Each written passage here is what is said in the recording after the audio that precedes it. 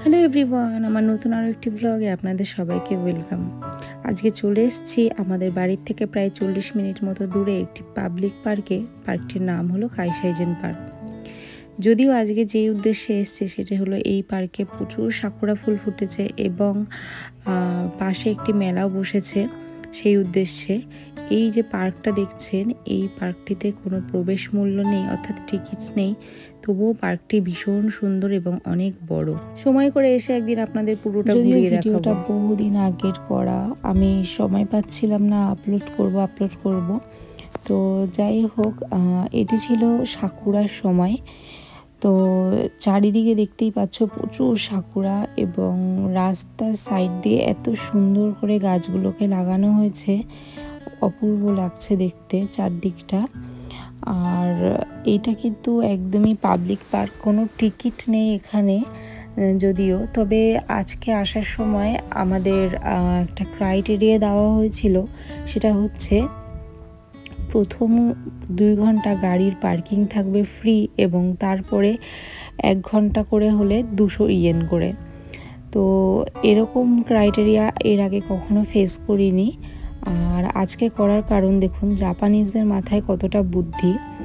যেহেতু এখানে এত সুন্দর লাগছে, প্রচুর সাকুরা গাছে ভর্তি, তো এই জন্য প্রচুর ভিড় হচ্ছে এবং এত ভিড়ের কারণে সবাইকে পার্কিং দেওয়া সম্ভব হচ্ছে না। তো সেই কারণে তারা এই ব্যবস্থাটি করেন যাতে মানুষজন তাড়াতাড়ি হয়তো টাকা দেওয়ার জন্য হলেও অনেকে যাতে গাড়ি নিয়ে চলে যায়।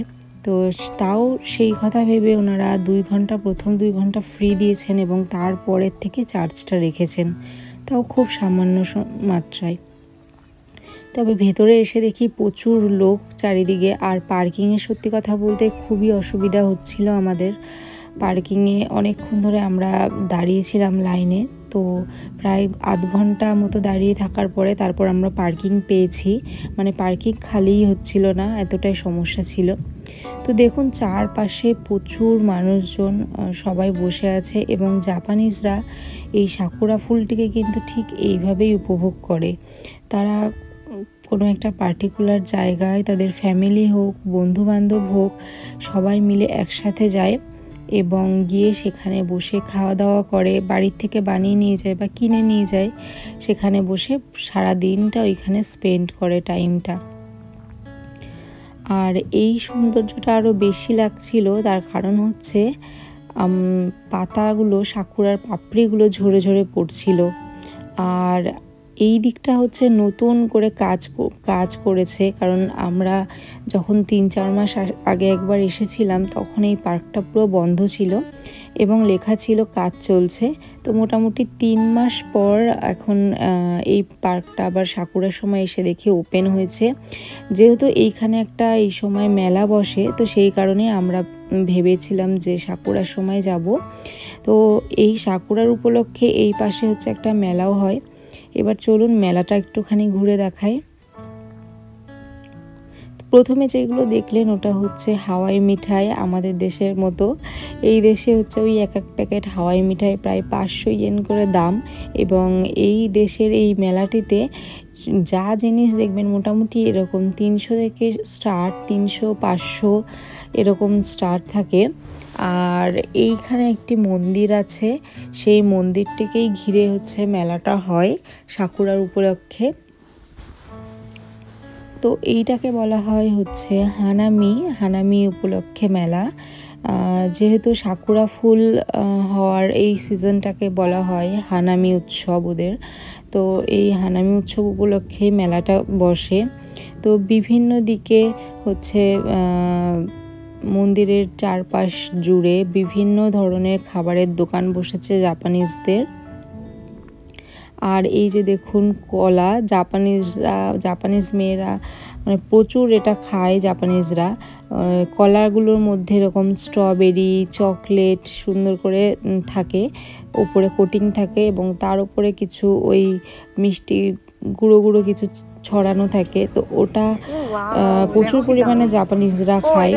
আর এই পাশে তাদের বিভিন্ন রকমের ডিশ ছিল। ওই যে উপরে দেখুন রেটগুলোতে লেখা আছে 500-600, তো মোটামুটি এরকমই। আগে সব দেখবো তারপরে। হ্যাঁ, এটা কত করে এখানে? না না, দেখি দামটা দেখি।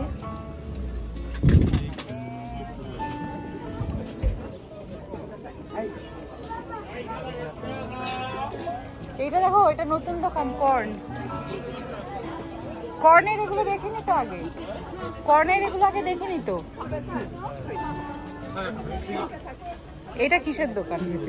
তবে এখানকার মেলাতে আসলে আমি সবচেয়ে যেটি মিস করি সেটি হচ্ছে একটা ঘুগনির দোকান, একটা ফুচকার দোকান, একটা এগরোলের দোকান। মেলা আসলে মনে হয় যদি এখানে একটা দোকান থাকতো তাহলে মানে মনটা শান্তি পেত। এটা এই তো একটা পেয়েছি, 600 ইয়েন।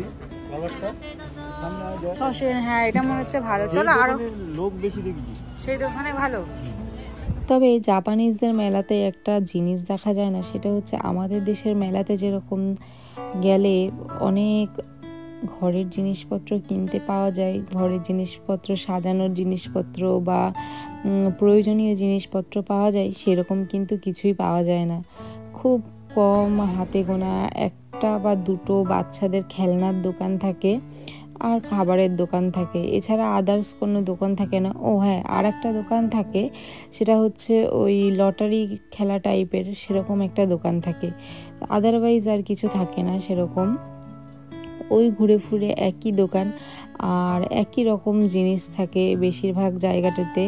আর এটি হলো মুচি, মানে এটা চালের গুঁড়ো দিয়ে তৈরি, সেই মুচিটাকে এরকম রোস্ট করছিল।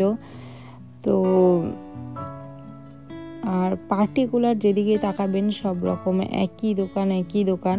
তো আমরা এখন এখান থেকে বেশ কিছু খাবার কিনছি।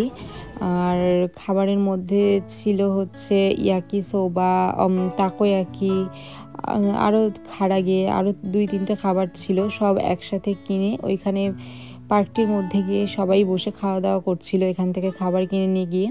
তো আমরাও এসছি ওর জন্য যে কিছু খাবার নিয়ে তারপর ওইখানটায় চলে যাব এবং গিয়ে বসে বসে খাবো। তো মোটামুটি আমাদের কেনা হয়ে গেছে আর এখন চলে যাব, মেলা থেকে বেরিয়ে যাব। আর আজকের মতো আমি এখানেই বিদায় নিচ্ছি। তো আমার ব্লগগুলো কেমন লাগলো প্লিজ সবাই কমেন্টে জানিও। যদি ব্লগটি ভালো লেগে থাকে অবশ্যই লাইক, কমেন্ট, শেয়ার করো। যারা ফেসবুক থেকে দেখছো ফলো করো, আর ইউটিউব থেকে দেখছো সাবস্ক্রাইব করে দিও। টাটা।